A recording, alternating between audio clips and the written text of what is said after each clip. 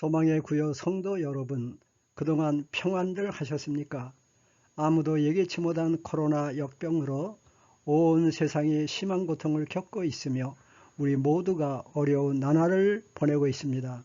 더욱이 성전에서 함께 예배를 드리지 못하고 성도들과 따뜻한 친교를 나누지 못하고 지난 지가 벌써 반년이 되어오지요. 소망의 봄학기 성경 공부도 지난 3월 둘째 주의 마지막 수업을 끝내고 이제 가을 학기를 맞이하였습니다. 사회 격리 기간이 언제 끝나게 될지 아무도 예측할 수가 없어 가을 학기 수업은 영상으로 진행하려 합니다.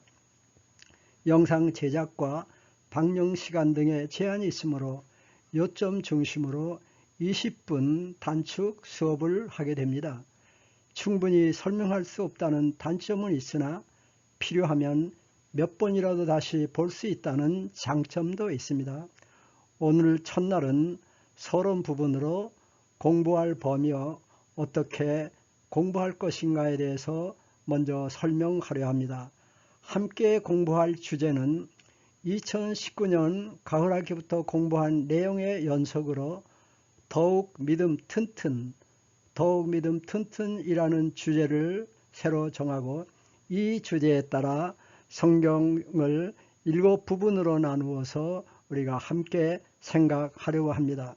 먼저 구약을 4부분으로 나눠서 첫째 창조주 하나님, 그 다음에 두 번째 주제로 인간의 타락과 격변 혼돈, 세 번째 주제로 선민의 행로와 왕정시대, 그리고 네 번째 주제로 남은 자와 포로 귀환이라는 주제로 생각을 하고 신약에서는 다섯 번째로 고난 받으신 의로운 종, 그 다음에 여섯 번째 6부로 온 족속의 복음 전파, 그 다음에 마지막 7부에서 하나님 나라의 완성, 요한계시록의 개요를 함께 공부해 보려고 합니다. 그리고 우리가 아직까지 생각한 것은 1부, 2부는 우리가 지난 학기에 공부를 했는데 먼저 창조주 하나님은 우리가 창세기 1장부터 2장에 모든 기원 중에 우주의 기원, 그리고 생명의 기원, 또 죄의 기원, 그리고 이 가정의 기원을 생각을 했습니다. 그리고 2부에서는 인간의 타락과 격변에서는 먼저 창세기 3장부터 10장까지 인간의 타락으로 인한 그 노아 홍수가 있었죠. 그리고 이제 그 11장에 가서는 또 여기에서는 언어의 기원, 그 다음에 민족의 기원, 그 바벨탑 사건이 있었습니다.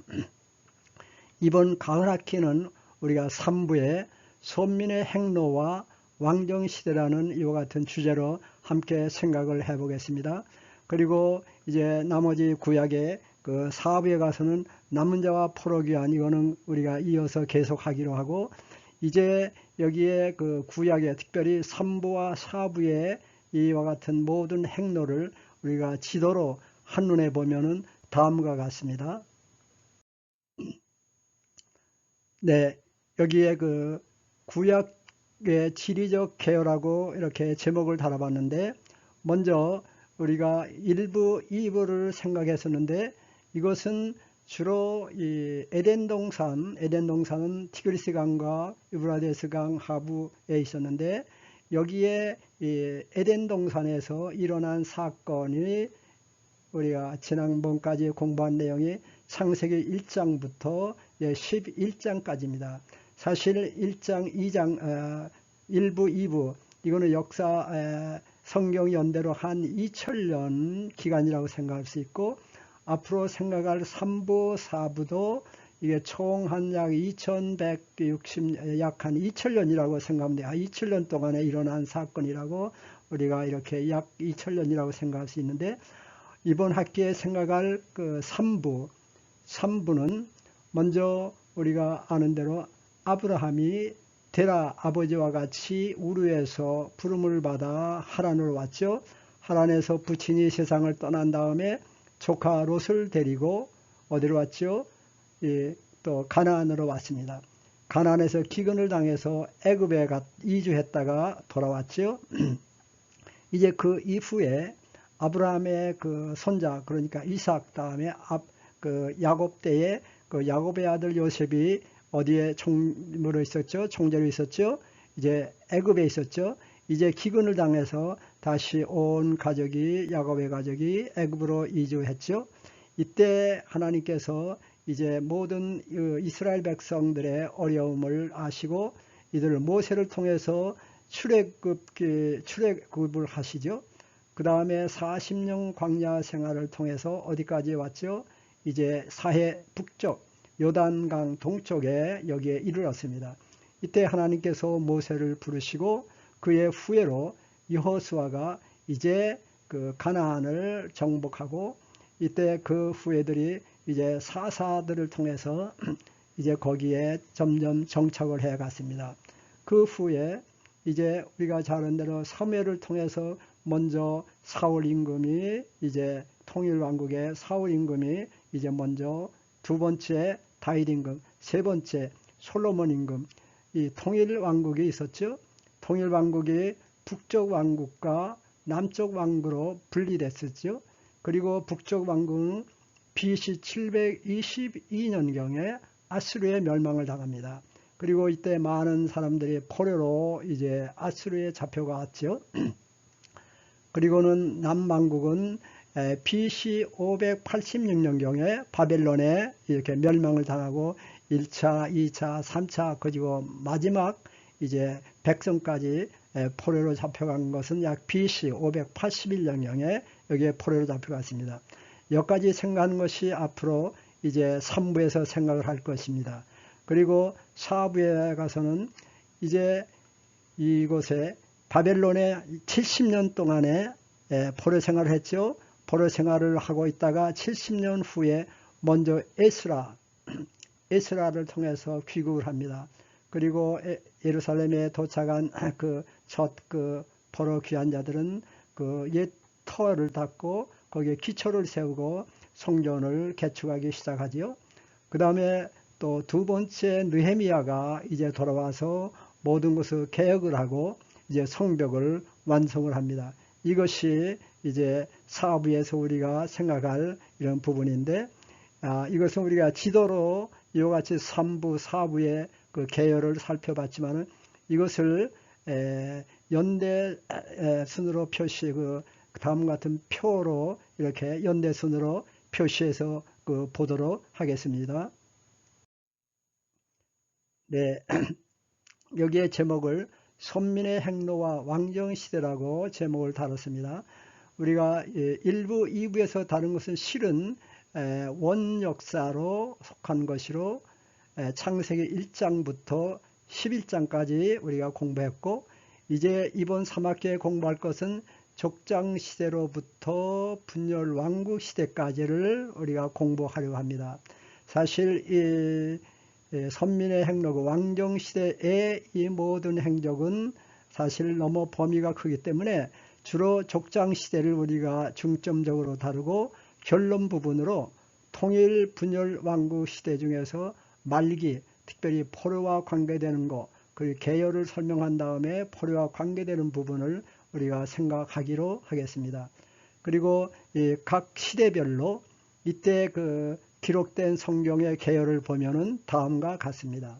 먼저 족장시대는 창세기 12장부터 50장, 출애굽기, 광야시대는 출애굽기, 레위기, 민수기, 신명기, 그리고 가나안 사사시대는 여호수아, 사사기, 룻기, 사무엘상 7장까지, 통일 분열 왕국 시대는 사무엘상 8장 이후, 또 사무엘하, 열왕기상, 열왕기하, 그리고 이사야, 에레미야 그 대선지자는 이때 활약하던 선지자입니다.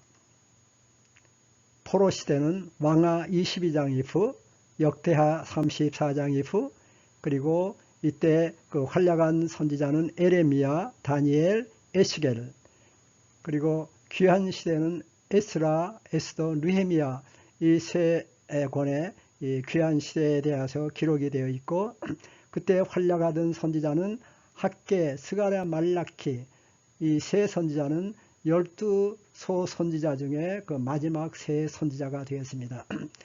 그리고 위편에 표시한 연대, 이 연대는 참고로 적어놓은 것입니다.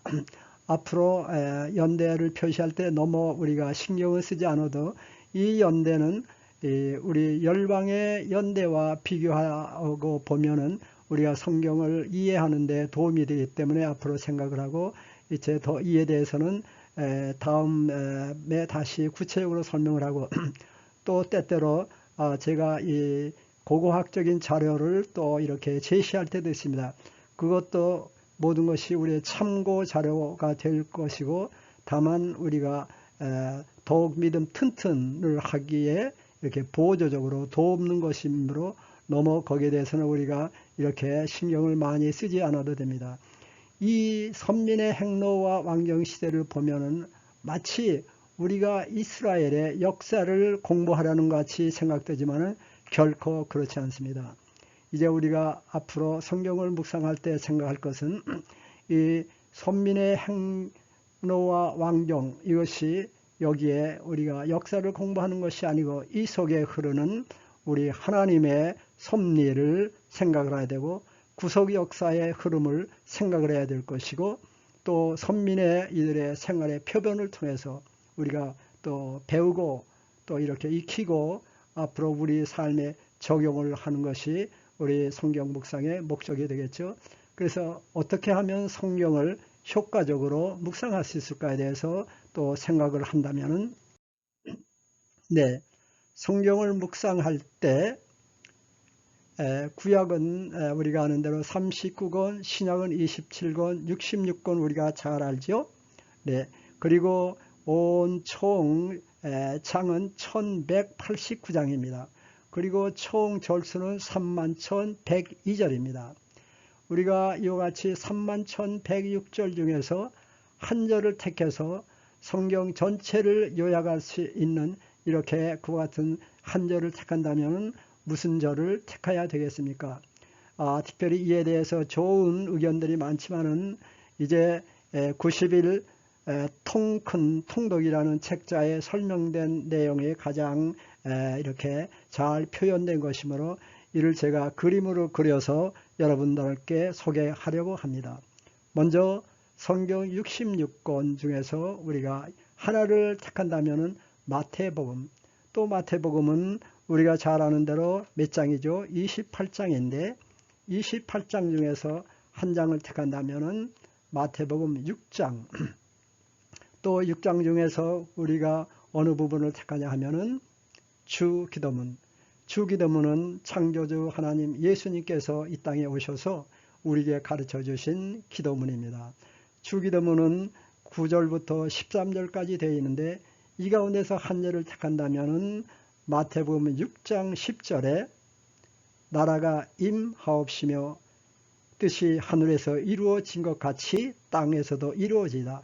즉 나라가 임하옵시며가 성경 전체를 요약한 중심 사상, 중심 주제라고도 핵심 주제라고 생각을 할 수가 있겠습니다. 그러면은 이와 같은 핵심 주제하에 어디에 초점을 가지고 우리가 성경을 묵상하면은 은혜를 우리가 효과적으로 묵상할 수 있을까 생각할 때 다음 세 가지를 생각해 볼 수가 있습니다. 먼저 첫째 우리가 하나님 나라의 온전한 회복의 관점에서, 그다음에 두 번째는 구속사의 관점. 구속사의 관점은 우리가 잘 아는 대로 창세기 3장 15절에 그 원시복음이 시작해서 요한계시록까지 구속사의 역사가 흐르고 있습니다. 그 다음에 나머지 세 번째는 구별된 삶의 관점. 나라는 이 통치자와 또 땅과 백성이 있어야 됩니다. 백성은 이 선민들, 특별히 부르심을 받은 우리 백성들이 이와 같은 성경을 통해서 여기에 그 선조들의 그 생활의 표본을 받아 거기에서 배우고 듣고 그 다음에 이것을 우리 삶에 실천하는 관점에서 성경을 보아야 우리가 이와 같이 효과적인 묵상을 할 수 있다고 봅니다. 여기에 지금 세 관점에서 이 청색 또 이 적색, 녹색으로 표시를 했는데 이것을 만일 끈으로 표시하면은 다음과 같겠죠. 이와 같은 끈이 여기에는 핵심 주제입니다. 그래서 우리가 창세기부터 시작해서 이제 출애굽기 계속 이제 요한계시록까지 공부할 때 만일 하나하나만 우리가 생각하면 물론 한 곳마다 진리가 많이 있죠. 그러나 이것을 이렇게 관련 없이 보는 것보다도 이와 같은 핵심 주제에 하나하나 이렇게 끼워서 본다면은 우리가 큰 열매를 맺을 수가 있습니다. 다시 말하면 창세기도 끼고 출애굽기도 이 사상을 우리가 생각해서 우리가 연관시키고 계시록까지 이와 같은 그 끈에 우리가 매일 때에 다음과 같은 이와 같은 열매를 우리가 맺을 수가 있습니다. 네, 성경 묵상의 열매. 여기에 보는 대로 구약은 39권 우리가 잘 알죠. 그럼 39권을 이렇게 창세기로부터 말라기에 이르기까지 이와 같은 우리가 중심 주제에 우리가 생각하고 여기다 끼면은 이와 같은 좋은 보배가 되는 것이 아닙니까? 이와 같이 그 다음에 여기에 또 우리 신약도 마태복음으로부터 우리가 읽어갈 때 이와 같은 중심 사상에 맞추어 우리가 읽어가고 계시록까지 끝나면 이와 같은 구약과 신약에 이와 같이 아무리 구술이 많더라도 꿰어야 보배가 되는 것이 아닙니까? 여기에 이제 십자가로 이와 같이 구약과 신약이 연결이 됩니다. 이렇게 할 때에 이제 처음에 생각한 것 같이 나라가 임하옵시며 이렇게 성경 전체를 요약할 수가 있으며 그러므로 앞으로 우리가 성경을 공부할 때 다른 여러 가지 우리 자료도 많이 있지만은 특별히 다음과 같은 세 가지 그 초점에 맞추어서 앞으로 공부를 하려고 합니다. 네, 여기까지는 우리가 이제 서론 부분을 끝나고 앞으로 그 3부에 대해서 어떻게 좀 서론 부분만 잠깐 보겠습니다. 네, 3부의 1장에 족장실에는 창세기 12장부터 50장까지 기록이 되어 있습니다. 4명의 족장이 있는데 우리가 잘 아는 대로 아브라함, 이삭, 야곱, 요셉 그 4명의 족장들의 신앙 행보를 통해서 먼저 우리가 하나님 나라를 회복하기 위해 역사하시는 하나님의 손길을 볼 수 있으며 두 번째 믿음의 조상 아브라함을 부르심으로 시작되는 구속의 역사를 또 알 수 있습니다. 마지막 세 번째는 하나님의 백성으로 순종과 구별된 삶이 어떤 것임을 가르치고 우리가 배워 우리의 삶에 적용을 할 수가 있습니다. 그러면은 각 족장들의 모든 행동을 한마디로 표시한다면은 아브라함은 믿음의 조상으로 만민이 복을 누릴 축복의 근원이 됩니다. 그리고 이삭은 겸손과 순종으로 축복의 언약이 계승되지요. 아브라함에게 이렇게 약속하신 그 축복의 이 언약이 이삭에게 계승되고 야곱에게도 고난과 연단을 통해 영성을 터득하고 순종함으로 언약이 계승됩니다. 요셉은 우리가 아는 대로 예수님의 모형으로 형제들을 용서하고 온 가족을 구원했습니다. 네, 여기에 지금 보는 20이라는 것은 20대 아담을 1대로 할 때 10대는 노아입니다. 그러므로 아브라함은 그 아담의 20대 후손. 그러면은 우리가 아는 그 요셉은 아담의 23대 후손이 됩니다. 이제 앞으로 그 족장 네 족장이 있는데 먼저 아브라함에 대해서 이제 그 개요만을 잠깐 둘러보겠습니다. 네, 아브라함은 창세기 12장부터 23장까지 기록이 되어 있고 오늘은 그 행로의 그 개요만 이렇게 여기서 제목만 살펴보도록 하겠습니다. 먼저 아브라함은 12장에서 부르심을 받았죠. 그리고 애굽으로 이제 12장에 귀근 후에 이주를 했습니다. 그리고 롯을 돌보는 아브라함 13장, 14장, 19장 여기서 언급이 되어 있고 그 다음에 축복의 언약은 이 중심적인 사상이 15장부터 18장에 기록이 되어 있습니다. 그리고 특별히 아브라함이 아브라함으로 그 이름을 하나님께서 바꿔주시고 부르신 것은 17장에 기록이 되어 있습니다.